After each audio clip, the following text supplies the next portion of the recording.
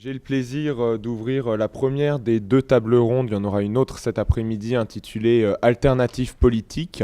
Alors je ne vais pas m'étendre parce que je suis au bord d'une extinction de voix, mais juste quelques mots peut-être pour introduire.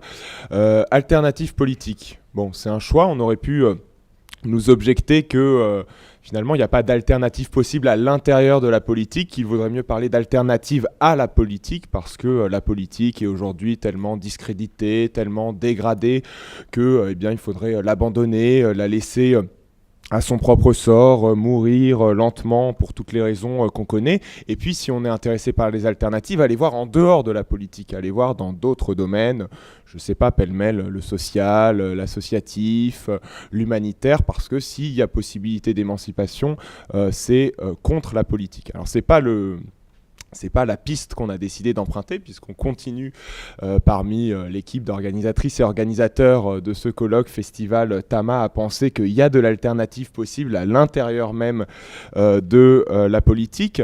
Mais alors du coup, moi là, je vais parler seulement en mon nom. Je trouve qu'on est un peu, face à un dilemme, parce que d'un côté, il y a cette envie de faire de la politique autrement, hein. Cette tentation d'y croire, de continuer et d'inventer de nouvelles façons de faire de la politique. Et de l'autre côté, et c'est pour ça que je dis que c'est un dilemme, c'est que de l'autre côté, cette expression même, faire de la politique autrement, elle a été tellement utilisée, tellement galvaudée, elle a abouti à des échecs en fait chez la quasi-totalité de ceux qui à un moment ou à un autre se sont revendiqués de la politique autrement, que je sais pas comment, voilà, je sais pas comment on peut encore s'en sortir. Encore récemment, hein, puisqu'on parle de politique, allons-y jusqu'au bout. Encore récemment, les deux partis qui dans la dernière... alors partis justement, est-ce qu'il faut les appeler partis, je ne sais pas trop, mais disons les deux forces politiques qui dans la dernière campagne présidentielle se sont affichées et ont été présentées comme des forces du renouvellement de la politique, de régénération de la démocratie et de politique autrement aussi. Et ben, quelque part, quand on regarde... simplement, je ne parle pas des propositions politiques et des projets qu'elles portent, mais simplement leur mode de structuration interne, leur mode d'organisation interne, et ben en un sens, la République en marche comme la France insoumise sont beaucoup plus liés à un leader indéboulonnable que ne le sont les Républicains ou le Parti socialiste, font assez peu de place au pluralisme et au courant interne, ont des directions qui sont non élues et très peu contrôlées par leur base. Et donc vous voyez toute la difficulté de creuser ce sillon de la politique autrement. Alors aujourd'hui, on ne va pas exclusivement parler de partis politiques, on va un petit peu en parler avec la première des interventions de Fabrice Flippo, mais qui porte plutôt de manière un peu plus théorique sur... ce qu'on appelle le populisme, ce terme tellement en vogue, mais voilà, que tu vas essayer de préciser un peu, notamment à travers une discussion avec Chantal Mouffe et Ernesto Laclos, donc Fabrice Flippo qui est membre du laboratoire de changement social et politique et professeur de philosophie.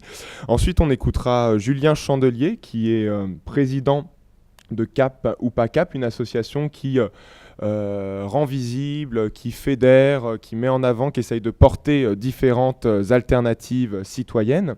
Et puis enfin, dans un troisième temps, on écoutera Mathieu Nyango, qui est philosophe lui aussi, et qui interviendra avec une autre casquette, celle de cofondateur d'une expérience qui a pris place justement durant la campagne, À nous la démocratie. Donc l'idée, voilà, c'est qu'on prenne à peu près 25 minutes pour chacun d'entre vous, et qu'ensuite on ait une discussion collective. Je vous remercie. Donc, je vous remercie aussi de l'invitation, hein. Je suis désolé de ne pas pouvoir participer davantage à ces 2 jours. Donc, l'idée de ma proposition, c'était de revenir peut-être un petit peu contre ce que tu disais d'ailleurs, sur des pratiques politiques qui ont émergé ces dernières années autour de Podemos et de la France insoumise, et de voir un petit peu ce qu'elles apportent, plutôt que de voir tout de suite quelles sont leurs limites, parce qu'effectivement il y a des limites, mais voir ce qu'elles apportent par rapport à ce qu'il y avait déjà et qui était aussi pourvu d'un certain nombre de limites, je dirais, hein. Et ceci en m'appuyant effectivement sur 2 auteurs, même si en toile de fond il y en a d'autres, qui sont Ernesto Laclau et Chantal Mouffe, dont la question fondamentale depuis plusieurs décennies est de renouveler la question de la démocratie radicale à partir, disons, du socialisme. Je pense qu'on peut résumer leur projet comme ça. Et dans ce projet-là, il y a un élément qui les intéresse davantage, qui est la question de l'agrégation des mouvements sociaux. Et je pense, alors on a dit ce matin que le décolonial, bon, on le trouve partout. On le trouve pas, enfin à mon avis justement, on le trouve partout dans ceux qui s'intéressent au décolonial, mais c'est loin d'être le cas d'une manière générale dans la diversité des mouvements sociaux. Je me rappelle encore la réaction du représentant de la CGT quand il est allé au forum social mondial qui s'était tenu à Bombay. Il était revenu mais décoiffé. Il n'avait rien compris de ce qui s'était passé à Bombay. Donc, en termes d'organisation sociale de la société indienne, c'est quelque chose qui manifestement l'avait laissé sans voix. Donc voilà, les luttes ont tendance à être compartimentées et Chantal Mouffe et Ernesto Laclau se sont posés, je pense, de manière assez profonde cette question-là. Et c'est ce qui les a amenés à repenser le concept de populisme. Alors, sur lequel il ne faut pas non plus être trop fétichiste, je pense, parce qu'eux-mêmes disent que il ne faut pas rester complètement coincé sur le mot. Eux disent qu'ils donnent un sens assez précis à ce mot-là, c'est-à-dire qu'ils en font le synonyme d'une opération hégémonique, une opération politique d'hégémonie. Et donc ce sens précis se différencie de deux autres sens qui sont assez courants et vulgaires, disons au sens courant plutôt. Donc la démagogie, donc un populiste, c'est quelqu'un qui dit à ses électeurs ce qu'ils ont envie d'entendre. On peut trouver des exemples très facilement. Et puis là par contre, c'est un sens qui est un petit peu plus précis, assez courant en sciences politiques et qui n'est pas sans intérêt pour notre analyse. C'est la propension des populistes à passer en dehors des cadres établis de la politique. Alors ça peut être en dehors des partis constitués, ce que fait Podemos et la France Insoumise à petite échelle, ou en dehors de l'état de droit à plus grande échelle, comme c'est le cas pendant les révolutions. Donc vous voyez, ça, c'est un concept qui est potentiellement une ampleur assez vaste. Et qui, je vais essayer de vous montrer un petit peu qu'est-ce que ça apporte sur le plan de l'analyse en termes d'alternatives. Ce qui était évoqué ce matin aussi, c'est comment penser différemment, comment se situer à des nouveaux endroits, etc. Là, je pense que c'est un exemple de décentrement par rapport à la pensée du politique. Alors, tout le monde ne sera pas d'accord avec ce que je suis en train de dire, parce qu'il y a un vaste débat autour de cette idée-là. Donc, dans leurs ouvrages, Laclau et Mouffe partent d'une idée assez simple, qui est que la modernité, je pense assez importante, qui est que la modernité se définit par trois idées. Que le social est identifiable, le social c'est la lutte des classes, qu'à partir de ce social, une transformation radicale du social est possible, qu'une totalité du social est accessible. Cette totalité du social, c'est le capitalisme et c'est donné par l'analyse marxiste. Donc cette totalité du social est accessible et c'est à partir de cette totalité sociale qu'on peut penser la transformation. Donc c'est le deuxième point. Le troisième point, c'est qu'il existe un sujet émancipateur qui peut être identifié et que ce sujet identifié, c'est le prolétariat. Thèse très classique. Là-dessus, Laclau et Mouffe disent qu'il faut prendre au sérieux ce qu'Alain Touraine a appelé les nouveaux mouvements sociaux. C'est une dénomination qui est déjà assez ancienne et critiquée par les sociologues. Bon, voilà, je ne reviens pas là-dessus, mais qu'il faut prendre au sérieux. Je pense que, par contre, prendre au sérieux, c'est pas quelque chose qui, à mon avis, a été fait de manière tout à fait conséquente, en dehors de ce que disent Laclau, Mouffe et puis quelques autres auteurs, précisément. Et à partir de là, ils vont définir un certain nombre de concepts. Comment est-ce qu'on fait à partir du moment où, par rapport à la situation moderne, on a une base du social qui est plurielle. On n'a pas seulement la lutte des classes, il y a d'autres choses. Il y a le patriarcat, le productivisme. Il y a différentes totalités du social. Le marxisme ne donne pas la totalité du social. Il y a d'autres pensées qui, elles aussi, prétendent à une totalisation du social. Ces autres pensées prétendent, elles aussi, penser la transformation sociale. Donc la fin du patriarcat, la fin du productivisme, etc., la fin l'impérialisme, de la colonisation ou du colonial, comme on a entendu un petit peu ce matin. Qu'est-ce que ça pourrait être l'émancipation? Et ces différentes pensées, elles ont aussi une idée de qui serait le sujet émancipateur.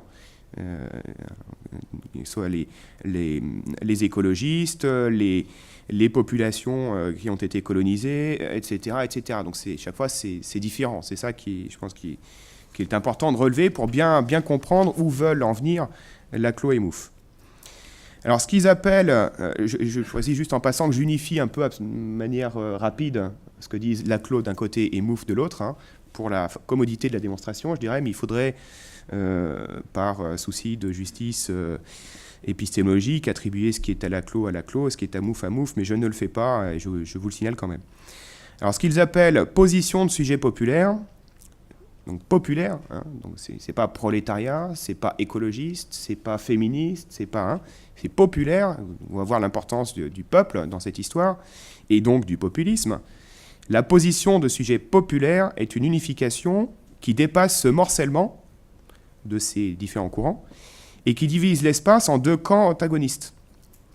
La communauté d'un côté qui est menacée et les dominants qui sont ceux qui menacent la communauté.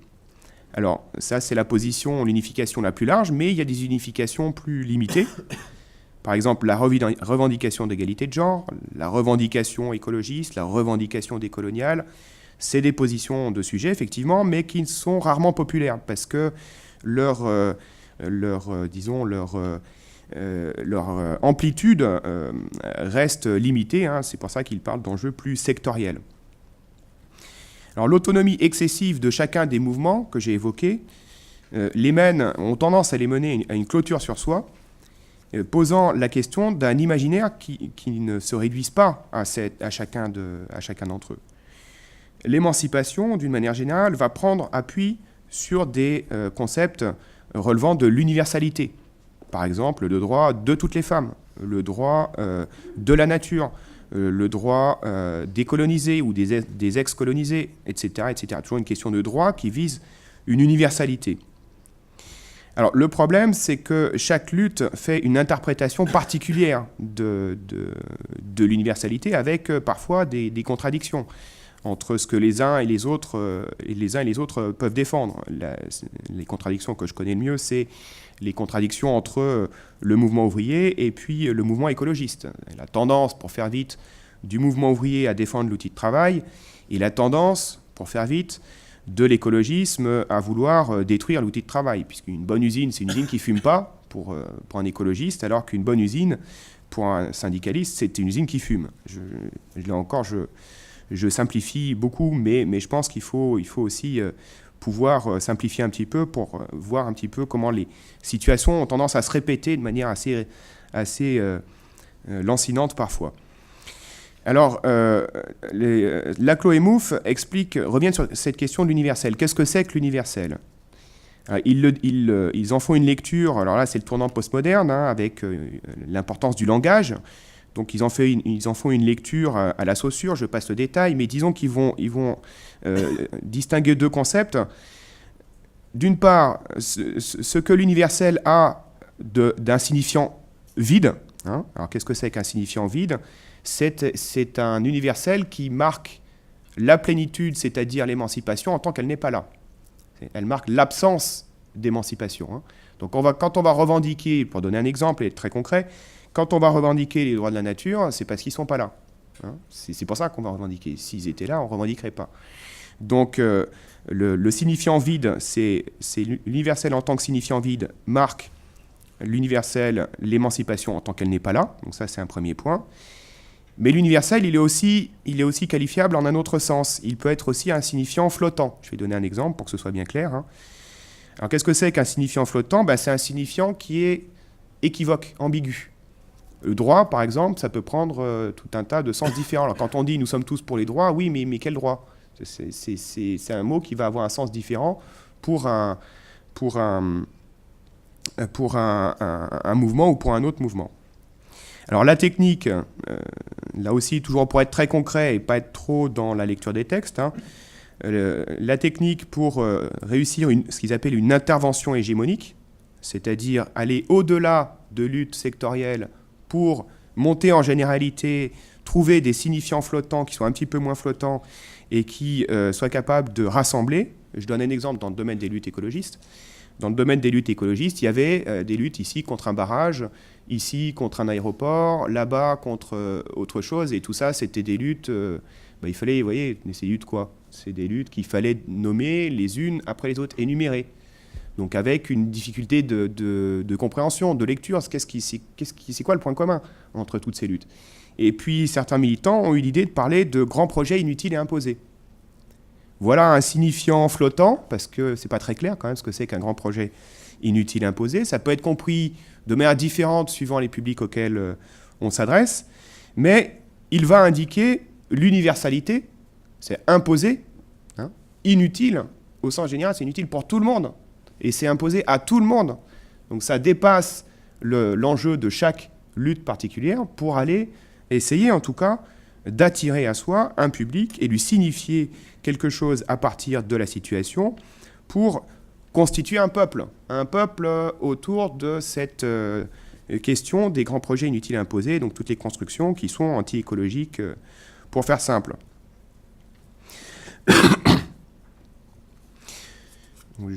Pour rester dans les temps, hein, je résume un petit peu ce que j'avais proposé de dire parce que c'était un petit peu long en fin de compte. Alors, ceci étant posé, Laclos et Mouffe reviennent sur la question du populisme. Donc, il relève que le populisme est généralement analysé comme une déviance, une anormalité. Alors ça a été dit par beaucoup d'auteurs, on pense à Rancière ou à d'autres. Ce qui est qualifié de populiste à un certain moment, c'est les demandes faites par un certain nombre de catégories de personnes qui sont considérées comme déraisonnables, hein, c'est-à-dire utopiques. Ce que vous voulez, c'est complètement contraire au réel. Alors là, on est dans... C'est dommage qu'on n'ait pas eu la petite vidéo introductive au départ, parce que voilà, il n'y a pas d'alternative. Donc, tous ceux qui veulent quelque chose qui est de l'ordre de l'alternative sont des gens qui ne sont pas réalistes. Et ceux qui poussent d'autres personnes à désirer des choses non réalistes sont des populistes. Voilà, ce sont des manipulateurs des foules, ce sont de dangereux... agitateurs, etc. Donc, bon, c'est un mot qui est utilisé pour disqualifier un certain nombre de revendications d'alternatives, précisément. Donc, c'est contre ça que Laclos et Mouffe se dressent, et pas les seuls du tout. Ils essayent de montrer, au contraire, que les foules, les masses, hein, parce qu'il y a toujours cette idée chez Laclos et Mouffe de ne pas en rester au fractionnement des luttes, que les foules et les masses sont tout à fait capables de demandes à la fois radicales et raisonnables d'une certaine manière. Hein. C'est-à-dire qu'elles sont radicales pour les dominants, qui évidemment ne veulent rien changer, c'est pas étonnant, mais elles sont raisonnables en tant que ces dominants sont la minorité, on revient au mot de Marx, hein, sont la minorité, que la majorité est capable de s'auto-organiser, et elle serait capable d'autant mieux de s'auto-organiser que les dominants laisseraient la place à l'auto-organisation populaire. Donc ça, c'est un premier point. Tout le problème est donc d'arriver à passer des demandes démocratiques particulières, isolées et plurielles, à des demandes populaires agrégées. Et cette opération exige une expression symbolique positive. De nombreuses demandes ciblent un ennemi global vague, disent-ils, hein. Le capitalisme, le productivisme, le colonialisme, le patriarcat. L'agrégation est difficile à réaliser parce que chacun a tendance à dire « mais moi j'ai la vraie solution, c'est le vrai problème, c'est le capitalisme. Non, mais le vrai problème, c'est le productivisme.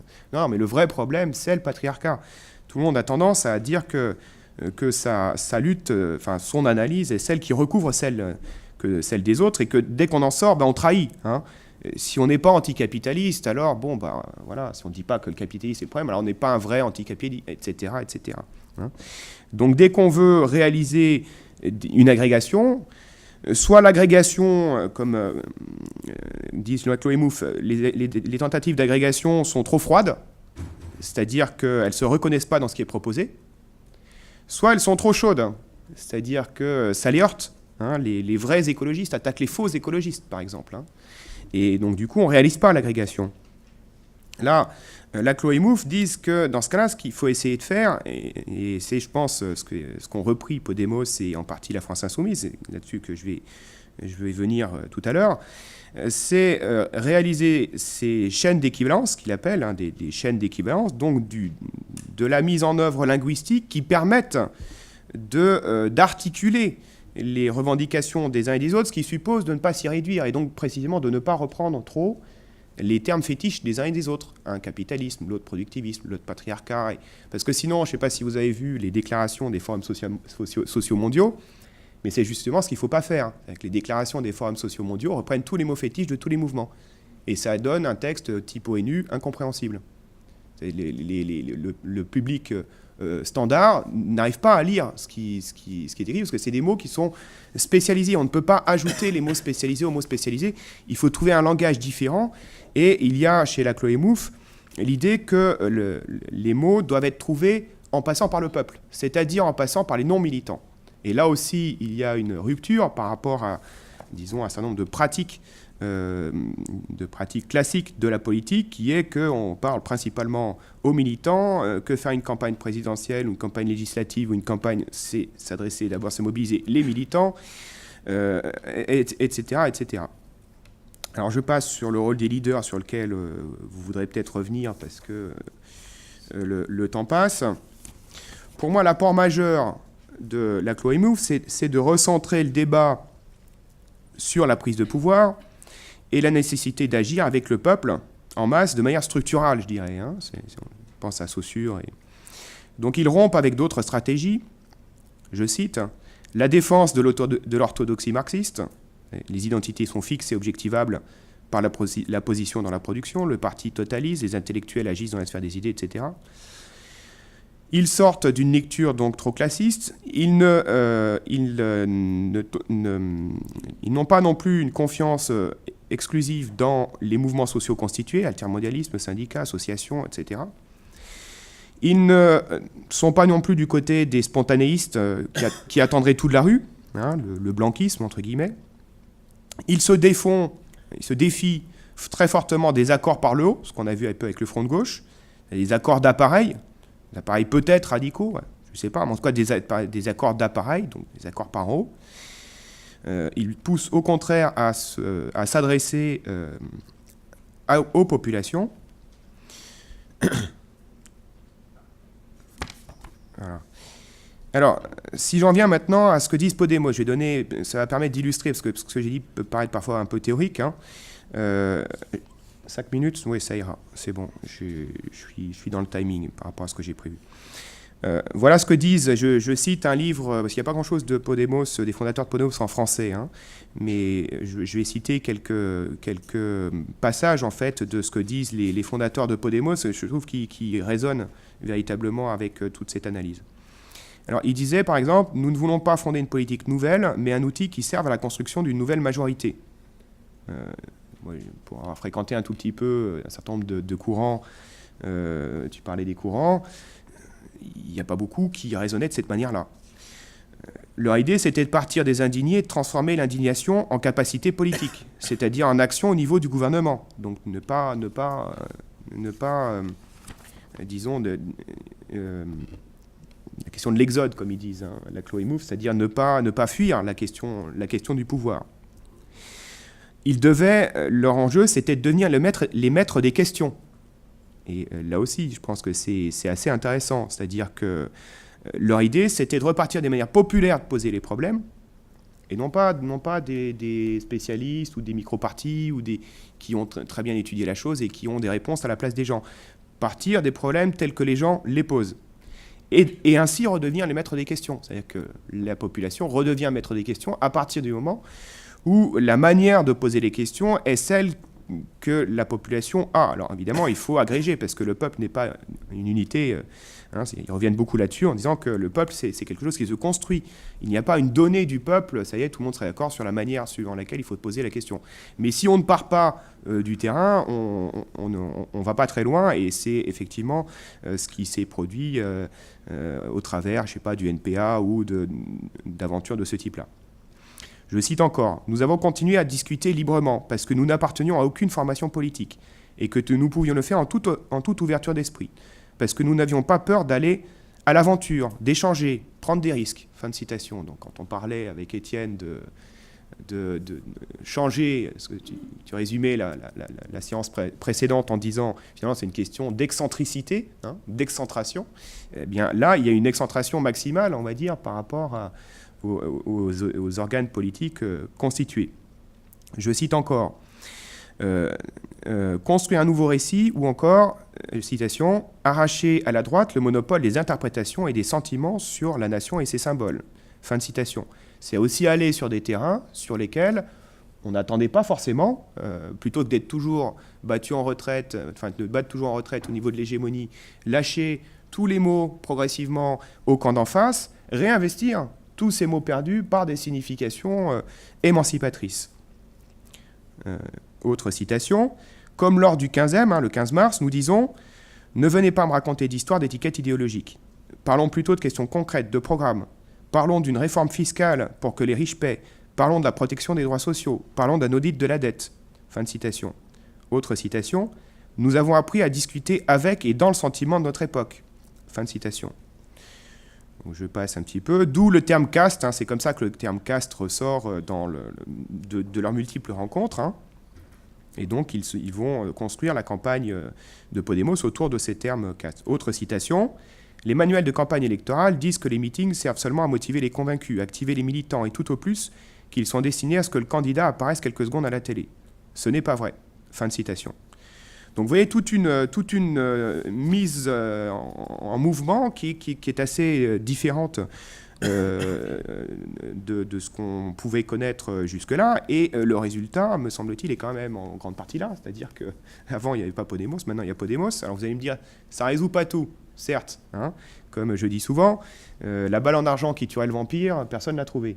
Donc il n'y a pas une solution à tous nos problèmes, ça n'existe pas. Donc dès qu'on commence à se dire face à une alternative, ah ça fait pas tout, bah oui ça fait pas tout, c'est sûr que ça fait pas tout, mais si on commence comme ça, il n'y aura jamais d'alternative dans laquelle on va, enfin il n'y a jamais aucune alternative à défendre parce qu'aucune alternative ne fait tout. Hein. Les mêmes qui font de l'action politique, qui s'engagent dans des partis, vont dire ah oui non mais vos petits potager, permaculture, c'est gentil, mais ça ne sert à rien. Hein. C'est microscopique. Donc, on peut dire ça de toute tentative de faire quoi que ce soit à une minorité qui commence à agir, c'est que c'est forcément petit par rapport à ce qu'il faudrait faire. Hein. C'est bien évident. Donc, l'apport, c'est quand même de remettre cette politique au centre avec les gens qui, quoi qu'on en dise, quoi qu'on en pense, en tout cas, c'est mon opinion, je pense qu'ils avaient bien vu la chose, c'est-à-dire que les partis à la gauche du PS et même le PS ne faisaient plus de la politique avec les gens. Alors, ceci dit, il y a un certain nombre de critiques qu'on peut faire, hein, que tu as commencé à pointer. Alors, d'abord, ils abandonnent complètement l'idée de communisme. Moi, je ne crois pas qu'on soit obligé d'en arriver là. C'est-à-dire que leur démocratie radicale se pense comme un mode d'être dans lequel il y aura des discussions et des désaccords permanents, ce qu'ils appellent l'agonisme. Bon, ok, n'empêche qu'il peut y avoir l'aspiration, cet état d'harmonie que Ernst Bloch décrit de manière, à mon avis, tout à fait pertinente et assez magnifique d'un État émancipé. Je ne vois pas tellement pourquoi on devrait l'abandonner, tout en étant évidemment conscient que, enfin, le point clé là-dedans, c'est qu'il n'appartient pas à une personne de dire « moi j'ai la description de cet état d'harmonie, puis je vais vous l'imposer. » Évidemment. Hein, mais pour autant, il est nécessaire, à mon avis, de conserver un horizon. Et eux ne reviennent pas là-dessus. C'est leur côté un petit peu trop postmoderne, je dirais. Ensuite, ils sont tellement soucieux de rompre avec ceux qui veulent agir en dehors de la politique que parfois, hein, notamment Negri et Hart, qu'ils en oublient un peu tout ce qui ne se fait pas dans l'État ou dans le gouvernement. Et bien entendu, l'émancipation ne passe pas entièrement par l'État. Ça paraît, en tout cas pour moi, ça paraît tout à fait évident. Et donc c'est une limite de cette pensée, mais encore une fois, il n'y a pas à attendre que des théoriciens produisent la pensée qui va tout résoudre. Là encore, pourquoi attendre une alternative qui ferait tout? Et bon voilà, il y a certains apports, il y a certaines limites. C'est ça qui est intéressant en termes d'alternative. Donc tout ce qu'ils disent en termes d'hégémonie, tout ça, ça peut se produire à un niveau moins élevé que l'État. C'est ça aussi, c'est que ça reste intéressant. y compris au niveau d'une municipalité ou y compris au niveau même d'un collectif. Hein. Quand on regarde comment se comportent les collectifs, ben souvent, surtout militants, il y a une difficulté à passer, disons, de position substantielle, c'est-à-dire tout est de la faute du capitalisme, à une position qui serait, disons, plus discursive. Il sait, oui, bon, d'accord, moi je pense que c'est plutôt le capitalisme, mais là, aujourd'hui, ce qu'on a besoin, c'est plus de travailler ensemble. Et je reste sur mon opinion, mais elle est discutable, hein, et bon, on peut en discuter à un autre moment, ou peut-être plus tard, ou c'est un débat intéressant, mais il ne faut pas pour autant que ça nous bloque complètement. Hein, et donc c'est quand même une différence entre les deux d'attitude. Donc il y a quand même des choses, je pense, à tirer de la Chloé Mouffe, y compris à un niveau non étatique. Ça sera ma conclusion.